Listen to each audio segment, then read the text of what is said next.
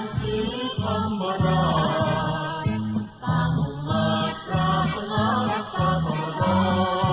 ี่ครับปาหน่อยปาหน่อยปาหน่อย หน้ามืดจังเลยหน้ามืดเว้ยพวกเรามาหน้ามืดเว้ยหน้ามืดเว้ย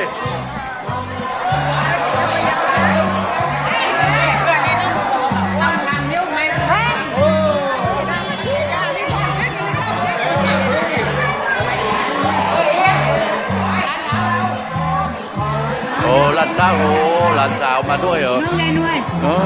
เออ บอกว่านี่น้องเลยด้วย ตอนนี้น่าจะไม่ดำเรง ไทยสุดยอดเลย